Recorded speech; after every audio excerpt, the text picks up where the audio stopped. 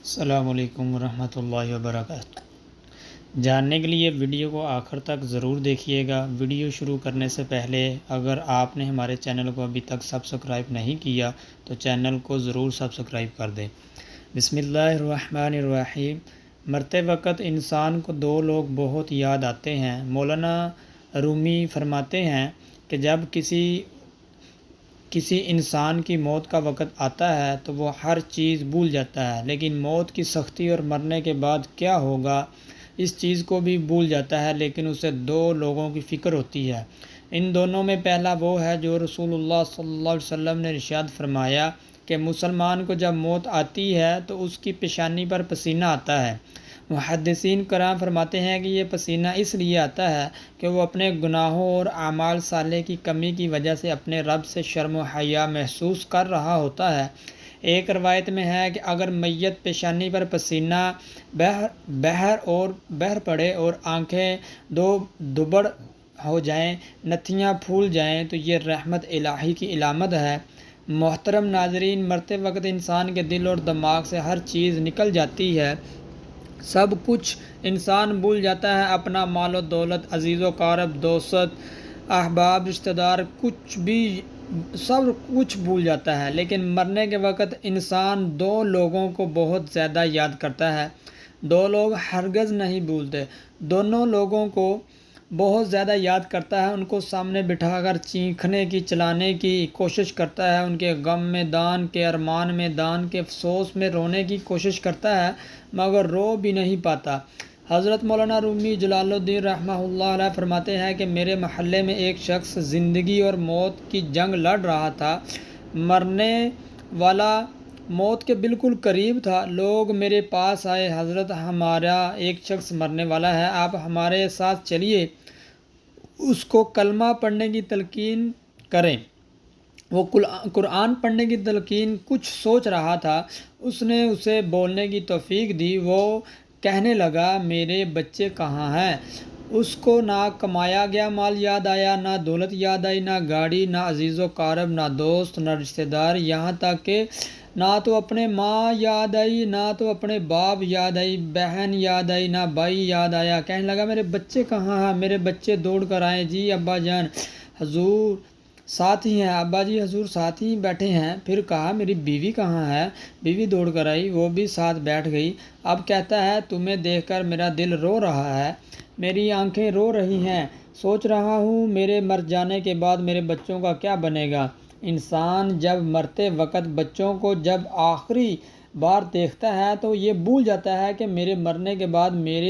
میرے بچوں کا کیا بنے گا، بلکہ یہ سوچتا ہے میرے مرنے کے بعد میری اولاد کا کیا بنے گا۔ میرے مرنے کے بعد معلوم نہیں میرے ان پیاسے بچوں کو کوئی پانی بھی پلائے گا، نہیں میرے بھوکے اور یتیم بچوں کو کھانا بھی کھلائے گا، نہیں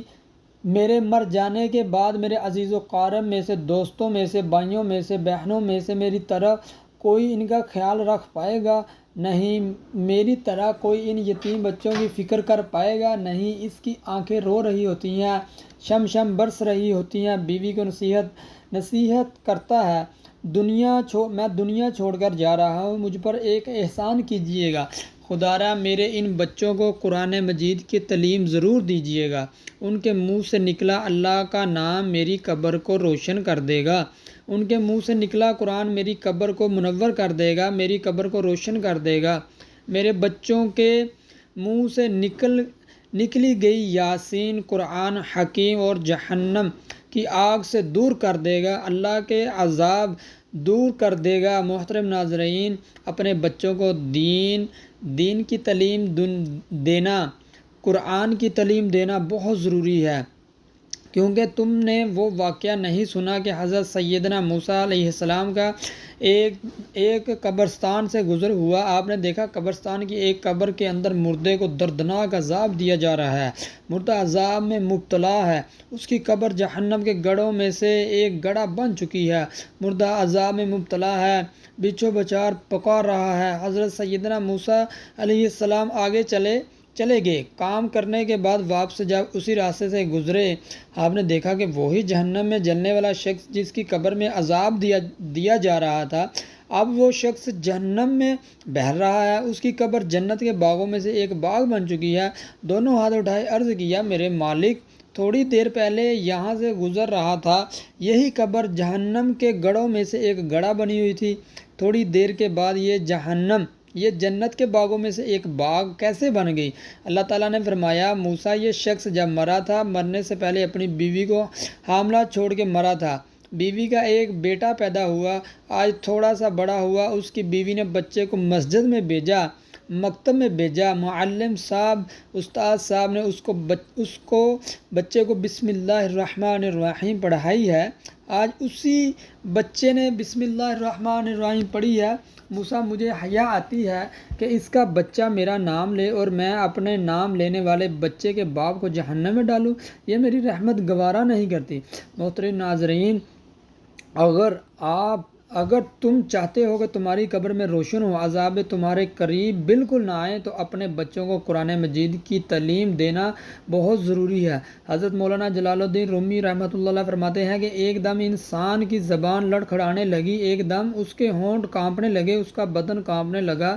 موت کا فرشتہ آ گیا روح نکالنے کے لیے۔ فرماتے ہیں جب انسان کی روح نکلتی ہے تو اس کا منہ کھل جاتا ہے، دونوں ہونٹ ایک دوسرے سے جدا ہو جاتے ہیں، انسان کی روح انسان کے پاؤں سے نکلتی ہوئی اوپر کی طرف آ جاتی ہے، جب دل اور پھیپھڑوں تک پہنچتی ہے تو یہ لمحہ ہوتا ہے کہ وہ وقت ہوتا ہے جب انسان زندگی میں دنیا میں پہلی بار فرشتے اور شیطان کو اپنی آنکھوں سے دیکھتا ہے۔ ایک طرف شیطان اس کے کان میں مشورے دیتا ہے، دوسری طرف اس کی زبان اس کے عمل کے مطابق الفاظ نکالنے لگتے ہیں۔ اگر انسان نیک ہوتا ہے، اگر نمازی ہوتا ہے، اگر عبادت گزار ہوتا ہے، اگر اللہ کا نیک بندہ ہوتا ہے، تو پھر اس کا دماغ اس کی زبان کو کلمہ پڑھنے کی تلقین کرتا ہے، قرآن پڑھنے کی تلقین کرتا ہے، درود پڑھنے کی تلقین کرتا ہے۔ اگر انسان نیک نہیں ہوتا تو پھر اس کا جو دماغ ہوتا ہے وہ عجیب سی ہیبت کا شکار ہو جاتا ہے اور انسان شیطان کے مشورے کو قبول کر بیٹھتا ہے۔ جب انسان شیطان کے مشورے کو قبول کر بیٹھتا ہے تو پھر کوشش کرتا ہے کہ کلمہ پڑھے، لیکن نہیں پڑھ پاتا۔ حضرت عائشہ رضی اللہ تعالی عنہا سے روایت ہے کہ جب اللہ تعالیٰ کسی بندے کے ساتھ خیر کا ارادہ فرماتا ہے تو اس کے مرنے سے ایک دن ایک فرشتے اس کے پاس بھیج دیتا ہے جو اسے برائی سے روکتا ہے اور اسے نیک راہ پر ڈالتا ہے، یہاں تک کہ اچھے وقت پر اس کی موت واقع ہو جاتی ہے تو لوگ کہتے ہیں یہ بندہ بہت مبارک وقت پر فوت ہوا۔ جب اس کی موت کا وقت قریب آتا ہے اور وہ اپنے نیک اعمال تیار دیکھتا ہے، اس کا دل فوراً اس دنیا سے نکل جانے کو چاہتا ہے اور اپنے رب کریم کو ملنے کے لیے بے قرار ہو جاتا ہے۔ اللہ تعالیٰ بھی اس سے ملنے کو پسند فرماتے ہیں۔ اللہ پاک سے دعا ہے کہ ہم سب کو ملت اسلامیہ کو اعمال صالح کرنے کی توفیق عطا فرمائے، خاتمہ ایمان پر فرمائے، اولاد صالح نیک عطا فرمائے جو ہمارے لیے صدقہ جاریہ ہے اور ہماری آنکھوں کی ٹھنڈک کا ذریعہ بنائے، آمین یا رب العالمین۔ اگر ویڈیو اچھی لگے تو اس کو سبسکرائب اور لائک اور شیئر کرنا نہ بھولیے گا۔ جزاک اللہ خیر۔